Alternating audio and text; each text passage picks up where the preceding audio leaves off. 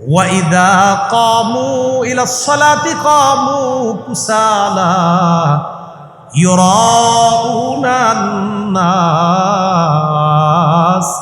وَلَا يَذْكُرُونَ اللَّهَ إِلَّا قَلِيلًا। মুনাফিকরা যখন নামাজে দাঁড়ায় অলসভাবে দাঁড়ায়। বলেন কিভাবে?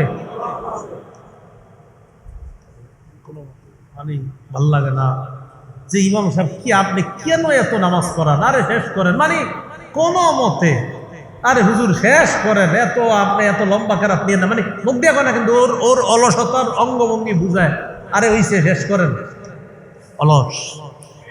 এ নামাজের মধ্যে দাঁড়ায় অলস ভাবে, মানে বুঝায় আরে হইছে তো শেষ করেন তাড়াতাড়ি। বিপরীত দিকে মুমিন যখন শোনে ইমাম সাহেব ফজরের নামাজে তেলাওয়াত করতেছে, ফজরের নামাজে যখন তেলাওয়াত করে, আর মাশাআল্লাহ তেলাওয়াতটা যদি সুন্দর হয়, আর মুমিন যদি পিছনে খাঁটি মুমিন যদি মুক্তাদি থাকে, ওই মুমিনের মনে হবে ইস আরো তেলাওয়াত করে না কেন, মনে হবে যে ওহী নাজিল হচ্ছে আর ইমাম সাহেব তেলাওয়াত করতেছে। আল্লাহর কোরআন যে কত মজা, একটু সুন্দর তেলাওয়াতকারীরা যখন তেলাওয়াত করে মুমিনের মনে হয় আরো পড়েন আরো পড়েন। মুমিনের অবস্থা এমন হয় যে পড়তে পড়তে যদি কোরআন শেষ করে দেন তাও আমার তৃষ্ণা মিটবে না। এটা হলো মুমিনের অবস্থা। আর মুনাফিকের অবস্থা অলস অঙ্গভঙ্গি করে সব সময় নামাজের মধ্যে দাঁড়ায়। তাহলে মসজিদে আসে বাধ্য হয়ে, নামাজে সবার পরে, আর দাঁড়ায় অলসভাবে। কেন? মানুষ কি বলবে এই কারণে আসে, মানুষ যেন একটু আমার এইটা সেটা না বলে তাই আসে। আর ইউরাউনান নাস, মানুষকে দেখানোর জন্য নামাজ পড়ে। মুনাফিকের আরেকটা স্বভাব, ওয়ালা ইয়াযকুরুনাল্লাহা ইল্লা কলিলা, বেশি জিকির করে না। আমাদের সমাজে কিছু মানুষ জিকির তো করে না, উল্টা যারা জিকির করে হ্যাঁ সমালোচনা করে। আল্লাহ আমাদেরকে বেশি বেশি জিকির করার তৌফিক দান করেন। আল্লাহুম্মা লাকাল হামদু ওয়া লাকাল শুকর। জিকিরকারীদের সমালোচনা করা আর সমালোচনা শোনা থেকে আল্লাহ আমাদেরকে হেফাজত করেন। আসেন আবার সূরা মুনাফিকুনে যাই। তাহলে আল্লাহ বললেন মুনাফিকরা মিথ্যাবাদী, আর হাদিস থেকে জানলাম মুনাফিকদের খাবার তারা খায় লুণ্ঠন করে মানুষেরটা, তারা অভিবাদন জানায় অভিশাপের মাধ্যমে, তারা নামাজে দাঁড়ায়। আবার কোরআন থেকে জানলাম অলসভাবে, তারা বেশি জিকির করে না, এরা মানুষকে দেখানোর জন্য নামাজ পড়ে। আর হাদিস থেকে জানলাম বাধ্য হয়ে মসজিদে আসে, সবার পরে কোনো মতে দাঁড়ায়, আর অলসভাবে অঙ্গভঙ্গি করে নামাজের মধ্যে দাঁড়ায়। মানুষ কি বলবে এই কারণে তারা নামাজ পড়ে। আল্লাহ আমাদেরকে হেফাজত করে। আজকে থেকে মনে রাখবেন, মরণ পর্যন্ত আমরা প্রধান দুটি কারণে নামাজ আদায় করব। বলেন কয়টি কারণ? বলেন আমার সাথে, ইখলাস, ইত্তিবা। আবার ইখলাস, ইত্তিবা।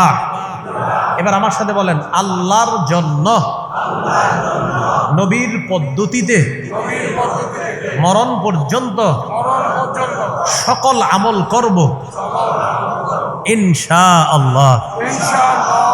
কয় কথা? বলেন আমরা আজকে থেকে যত আমল করব, এক কার জন্য, দুই কার পদ্ধতিতে। এবার দুটা বাংলা শিখেন, বলেন আমার সাথে, খাঁটি সঠিক। আবার বলেন খাঁটি সঠিক। বলেন আজকে থেকে মরণ পর্যন্ত সকল আমল করব খাঁটি আমল, সঠিক আমল। বলেন শুধু খাঁটি না, শুধু সঠিক না, বরং, বলেন বরং খাঁটি এবং সঠিক। এটার পার্থক্য কি? খাঁটি সঠিকের, খাঁটি এবং সঠিকের পার্থক্য কি? খাঁটি মানি আমল আল্লাহর জন্য, সঠিক মানি রসুলের পদ্ধতিতে। সুবহানাল্লাহ। বলেন খাঁটি মানি কার জন্য? সঠিক মানি নবীর পদ্ধতিতে।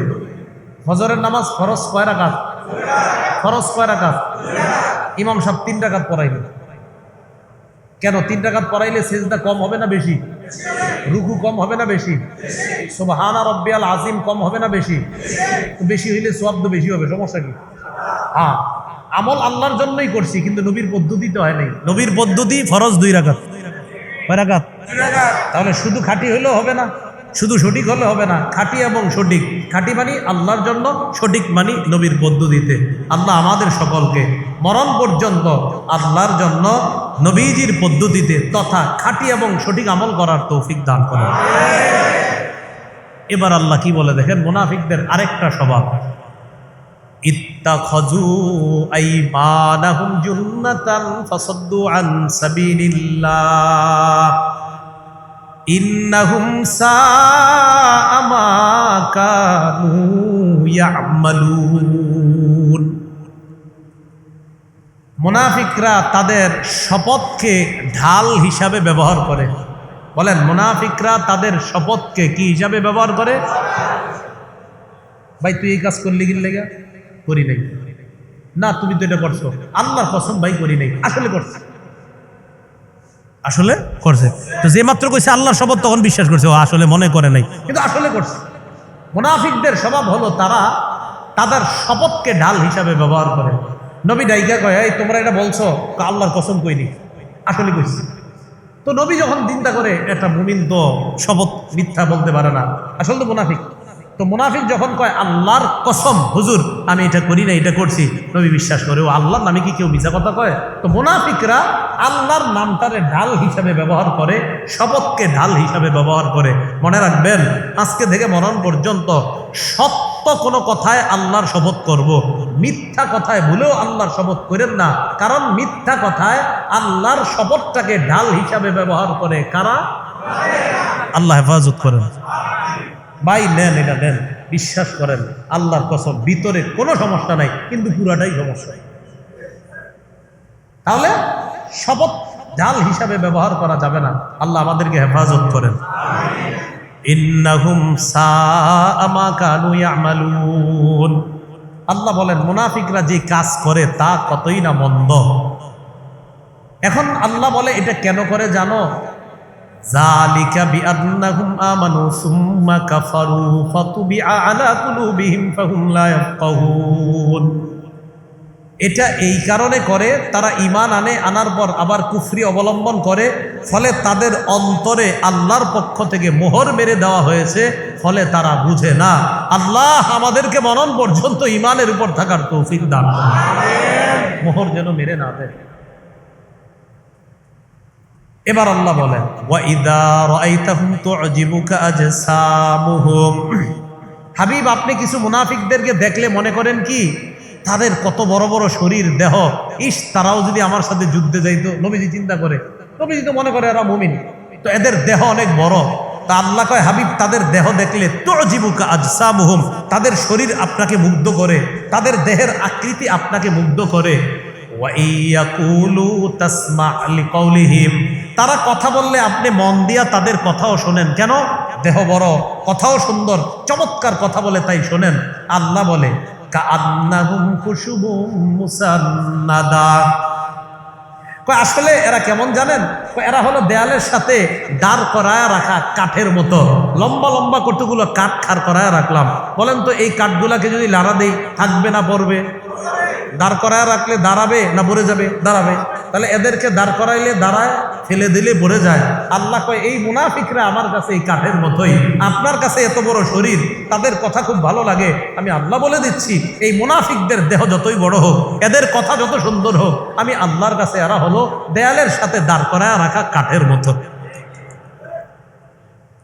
এরপরে আল্লাহ বলেন মুনাফিকদের আরেকটা স্বভাব, আমার দিকে একটু তাকান সবাই। এই কি হলো কি হলো, এরকম আসেনি আমাদের মধ্যে, হয় কিনা? বাতিলদের সবচেয়ে বড় একটা পরিচয় মনে রাখবেন, বাতিলরা সব সময় হকের আওয়াজ শুনলেই ভয় পায়। তারা এমনি আপনাদেরকে বলবে শেষ করে লামু, 50 লাখ চ্যালেঞ্জ, 1 কোটি চ্যালেঞ্জ, যেই ওর সামনে কোনো হক আসবে তখন দেখবেন আস্তে বলে আমরা তো ভাই ভাই, আমাদের মাঝে কোনো সমস্যা নেই। বাতিল হকের আওয়াজ শুনলেই ভয় পায়। কারা? আল্লাহ কি বলে দেখেন, ইয়াহসাবুনা কুল্লা সাইহাতিন আলাইহিম মুনাফিকরা যত হকের আওয়াজ, এই আওয়াজগুলা তাদের বিরুদ্ধে মনে করে, এই নাকি আমগো ব্যাপারে নবী জাইনা ফেললো, এই ইন্নালিল্লাহ নাকি ধরা খেয়ে গেলাম, এই আমরা যে মুনাফিক নাকি জাইনা ফেললো, এরকম যত আওয়াজ আছে হকের, এই হকের আওয়াজকে নিজেদের বিরুদ্ধে মনে করে। এটা মুনাফিকদের একটা স্বভাব। এটা শুনলেই মনে করে নাকি আমরা ধরা খেয়ে গেলাম। এটা মুনাফিকদের একটা বৈশিষ্ট্য। আল্লাহ এবার তাদের পরিচয় আমাদেরকে দিয়ে দিচ্ছেন ডাইরেক্ট। হুমুল আদু ফাহজারহুম, এরা হলো শত্রু, তাদের থেকে সতর্কতা অবলম্বন করো। তাহলে আপনাদের কাছে জানতে চাই, যারা মিথ্যা বলে, যারা তাদের শপথকে ঢাল হিসাবে ব্যবহার করে, যারা তাদের খাদ্য মানুষের টাকা পয়সা লুণ্ঠন করে খায়, যারা মানুষকে অভিশাপের মাধ্যমে অভিবাদন জানায়, যারা নবীর সামনে মিথ্যা কথা বলে, যারা তাদের দেহ অথবা চমৎকার কথার মাধ্যমে সুন্দর কথা মুখ দিয়ে বলে কিন্তু ভিতরে ভিতরে ইসলামকে দেখতে পারে না, যারা নামাজে অলসভাবে দাঁড়ায়, যারা মসজিদে বাধ্য হয়ে আসে, যারা নামাজে আসে এই কারণে মানুষ কি বলবে, যারা মানুষকে দেখানোর জন্য নামাজ আদায় করে, আর যেই সমস্ত মানুষগুলা আল্লাহর জিকির বেশি করে না, যারা মিথ্যা শপথের মাধ্যমে পণ্য বিক্রি করে, এই স্বভাবগুলা কাদের? এদের থেকে আল্লাহ বললেন তোমরা সতর্ক হও। আল্লাহ নবীজিকে বলছে ফাহজারহুম, নবী আপনি তাদের থেকে সতর্কতা অবলম্বন করেন। তাহলে বলেন তো মিথ্যাবাদীদের থেকে আমাদের কি থাকতে হবে? সতর্ক। মুনাফিকদের যে বৈশিষ্ট্য যাদের মাঝে থাকবে তাদের থেকে সতর্ক থাকা। আল্লাহ আমাদেরকে সতর্ক হওয়ার তৌফিক দান করেন। কাতালাহুমুল্লাহু আন্না ইউফাকুন, আল্লাহ তাদেরকে ধ্বংস করুন। এরা উদ্ভ্রান্তের ন্যায় কোথায় ঘুরে বেড়ায়, এরা বিভ্রান্ত হয়ে কোথায় ঘুরে বেড়াচ্ছে। নেফাকির সমস্ত স্বভাব থেকে আল্লাহ আমাদেরকে হেফাজত করুন।